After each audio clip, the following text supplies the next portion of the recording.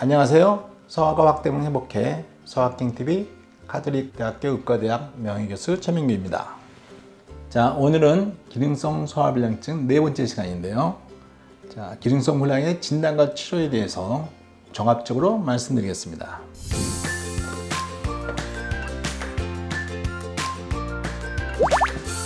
자, 기능성 소화불량증이 의심이 되면 어떠한 검사를 받게 될까요? 또 우리가 내시경을 꼭 받아야 될 것 같긴 한데 정말 어떤 경우에 받아야 됩니까? 하는 질문이 이제 가장 먼저 드실 거예요.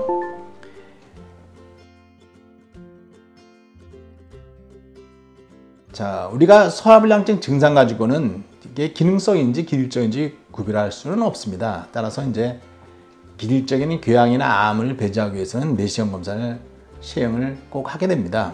특히 우리나라는 유암이 많은 나라잖아요. 그래서 40대 이상이면 증상이 없어도 내시경을 받는데 우리나라는 20대, 30대에서도 유암이 종종 발견하기도 합니다.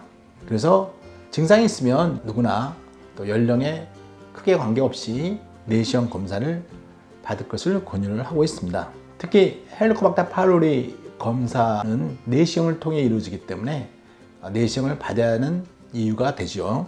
내시경 검사를 하게 되면 기능성 소화불량증으로 진단되는 경우가 얼마나 있을까요? 대개 한 10% 내외에서 유궤양, 십이장궤양이 발견되고요. 1%를 조금 넘게 유암이 발견이 됩니다. 그리고 70%는 특별한 원인이 없는 기능성 소화불량증으로 대개 진단이 되죠.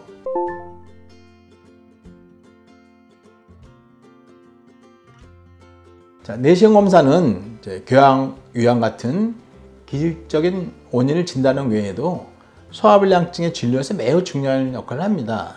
의사가 이제 무엇을 보냐면요. 첫 번째는 이제 위축과 장 상피 화생의 정도를 되게 봅니다. 전정부에 시작된 위축이 나이 들면 점점 상부위로 진행이 돼서 60대 이후에는 전체적으로 위축이 확대됩니다. 이렇게 범위가 넓어진 위축성 위염은 위 선정과 위염의 위험도가 높습니다.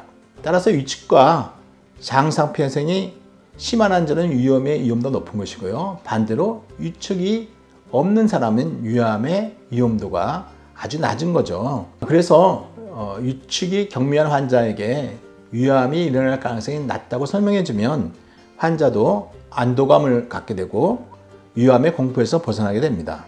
반대로 전체 위가 위축성 위염으로 심하게 된 경우에는 이때는 유산이 거의 안 나오거든요. 우리가 치료약으로 산부비 억제제를 쓰는데 이런 환자한테는 그런 약제를 써봤자 소용이 없겠죠. 세 번째는 역류성 식도염이 같이 있는지를 알 수가 있습니다. 이렇게 되면 이제 치료가 역류성 식도염과 병행하게 되죠. 그 밖에 이제 위암이나 궤양 같은 특별한 기질적 질환이 아닌 경우에 호상물성 위장 질환이라든지 또는 셀리악병이라든지 특별한 원인들도 우리가 내시경으로 찾아낼 수가 있습니다. 자, 그러면 소화불량증이 내시경 검사에도 이상이 없고 또 약을 먹어도 잘 안 낫는데 이런 경우는 정말 답답해 하시는 분이 많으시죠.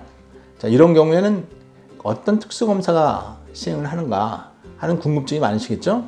이런 경우는 이제 혈액 검사나 초음파 검사를 해서 쓸개나 간, 췌장 쪽에 병이 있는지를 확인합니다. 기능성 소화불량증은 위의 생리 기능이 망가져 생긴다고 말씀드렸죠. 그래서 위의 기능을 평가하는 기능검사가 있는데 이를 모든 환자한테 일률적으로 시행하지는 않습니다. 왜냐하면 값도 비싸고 또 시간도 많이 걸리기 때문이죠. 그렇지만 일부 환자에서는 도움이 되는 경우가 있습니다. 위마비증은 식후 서너 시간 후에 소화되지 않은 음식물을 토하는 것이 가장 특징적인 증상인데요. 구토가 없으면 잘 진단하기 어려운데 이럴 때 위배출 검사를 하게 되면 식사하고 서너 시간이 지났는데도 음식이 위에 남아있는 걸 확인하면 우리가 위마비라고 진단할 수가 있습니다. 역류검사는 역류성 식도염이 동반되지를 알 수가 있고요. 또 식후 배가 빵빵하고 팽창감을 호소하는 사람에게는 소기 검사를 해서 소장 세균 과다 증식이 있는지를 알 수가 있습니다. 자, 운동기능 검사를 하시면 그럼 어떤 도움이 되나요? 운동기능검사는 왜 배가 아픈 것인지 이걸 파악해서 어떤 치료를 할 것인지 장기적으로 어떻게 매니지 할 것인지 도움을 줄 수가 있습니다. 예를 들어서 유배출이 느리다고 확인되면 유배출이 빠른 약제를 쓰게 되고요. 유산분비가 과다되어 있으면 유산분비 억제제를 쓰게 되고요. 위보다는 중추신경제 이상이 문제라고 생각되면 중추성 약물을 사용하게 되겠죠. 하지만 제가 생각하기에 위장 기능 검사가 정상이라는 것도 굉장히 중요한 소견입니다. 환자들은 소화불량이 너무 심해서 위가 난 마비돼서 움직이지 않는다, 그렇게 아주 믿고 있는 분도 있고요. 또는 그런 위가 마비되었다, 무력하다, 이런 얘기를 듣고 오신 분도 많습니다. 이런 분들에게는 방사성 CT 검사에서 촬영한 위에서 음식이 위에서 소장으로 내려가는 것을 보여주면 환자 자신이 내가 위가 마비된 게 아니구나, 그러면서 개선될 수 있구나 하면서 안심을 하게 되고 환자의 우려사항 또 걱정을 해주게 될 수 있어서 정상 소견도 저는 큰 의미가 있다고 봅니다.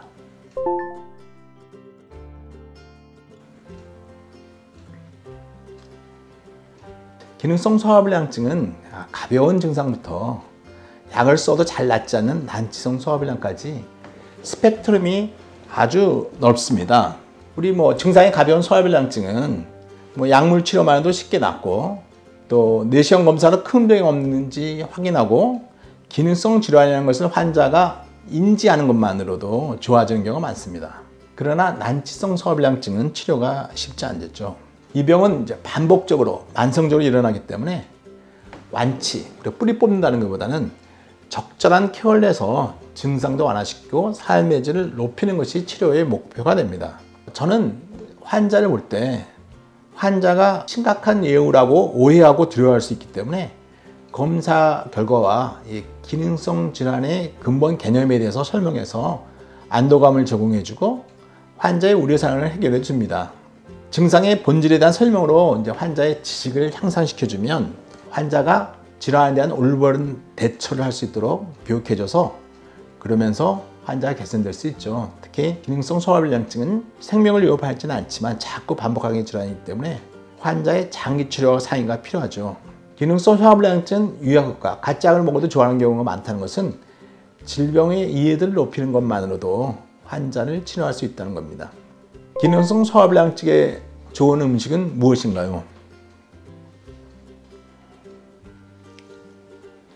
기능성 소화불량증에 좋은 식습관이 제일 중요한데요. 입에서 꼭꼭 씹고 최소한 15분 이상 식사하는 게 중요합니다. 우리가 불규칙한 식사 습관이나 과식, 빨리 먹는 습관은 나쁜 식습관이죠. 아까 말씀드린 것처럼 최소한 15분 이상 천천히 식사하게 되면 급격하게 당이 올라가는 걸 막아줘서 당뇨병이 예방도 되고, 또 소화 과정에 나오는 호르몬들이 과다 분비되지 않아서 증상이 좋아지게 됩니다. 저지방식이가 좋죠.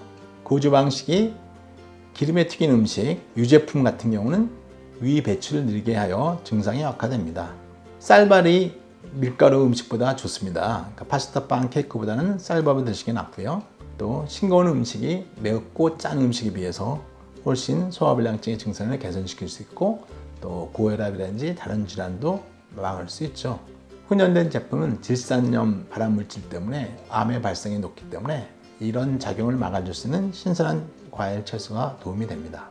커피, 술, 탄산음료는 위산 분비를 촉진시키니까 차라리 저는 차를 마시는 걸 권합니다. 기능성 소화불량증의 약물요법에 대해서 말씀드릴게요.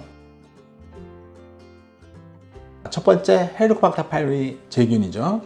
헬리코박터 파이로리 세균을 없애면 소화불량증을 감소시키는데 한 12명 중에 1명 정도가 좋아집니다. 그러니까 모든 사람이 헬리코박터 파이로리에 의한 것은 아니고 일부에서는 이제 소화불량이 일으킬 수 있다는 뜻이죠. 그렇지만 이제 이게 치료하면 소화불량증뿐만 아니라 궤양도 예방하고 또 암도 예방할 수 있게 밝혀졌기 때문에 특히 젊은 연령에 생긴 소화불량증 환자들은 반드시 헬리코박터 세균을 없애는 게 좋습니다. 대신 헬리코박터 파이로리 세균을 없애면 증상이 좋아지는 데는 6개월에서 12개월까지 시간이 걸리죠. 자, 기능성 소화불량 환자한테 처음으로 사용하는 약은 이제 산분비 억제제, 소위 PPI 약물입니다. 산분비 억제제는 상복부 통증 중에서 보다 효과가 있을 거라고 생각했지만 최근에는 두 가지 아예 가리지 않고 다 첫 번째로 산분비 억제제를 처방을 합니다. 이런 산분비 억제제에 효과가 있는 분들은 점차적으로 산부비 약제제 약을 줄이고 유산부비를 줄일 수 있는 식사요법, 생활요법으로 대체하여 증상을 유지하는 게 필요합니다. 그러기 위해서는 이제 체중이 약간 줄 만큼 식사량을 줄이고 항상 강조하지만 꼭꼭 씹고 15분 이상 천천히 식사하는 것이 좋습니다. 운동 기능을 항진하는 약제가 여러 가지 약제가 사용되고 있고 장기적으로 사용해도 대체적으로 안전하고 효과가 있습니다. 단지 도파민 수용체 기량제를 장기 사용하면 파킨슨 같은 병을 일으킬 수 있기 때문에 이런 경우는 장기 사용은 금지되어 있습니다. 네 번째는 점막 보호제입니다. 점막을 튼튼하게 만들면 소화불량 증상이 개선될 걸로 누구나 생각하신 대로 실제로 점막 보호를 약물을 계속 하더라도 점막은 튼튼해지만 증상이 개선되는 경우는 많지는 않습니다. 증상을 유발하는 음식을 피하는 것이 점막의 염증을 개선시키기 좋다고 말씀드렸고요. 점막을 건강을 유지시키기 위해서 우리가 자연식품이나 또는 기능성 식품 또는 양배추 추출물, 메스틱 추출물 이런 것들이 효과가 있다고 광고를 통해서 맹신하는 분이 있는데 차라리 그런 걸 드시려면 의사하고 상의해서 효과가 입증된 점막 보호제를 처방받아 드시는 게 나을 것 같습니다. 항정신성 약물도 난치성 환자에는 큰 도움이 됩니다. 대개 삼천병으로 전원되는 환자라든지 정신 신체 요소가 많은 환자한테는 이 약물이 도움이 됩니다. 항정신성 약물은 우울 치료보다 훨씬 적은 용량으로 우리가 위의 내장 감각을 과민한 걸 막아주는 것을 치료 목표로 하고 있습니다. 여섯 번째는 침술 같은 치료들인데요. 단기 효과가 있다는 보고도 분명히 있지만 연구의 신뢰도가 낮아서 그 효과는 아직까지는 미지수라고 할 수가 있습니다.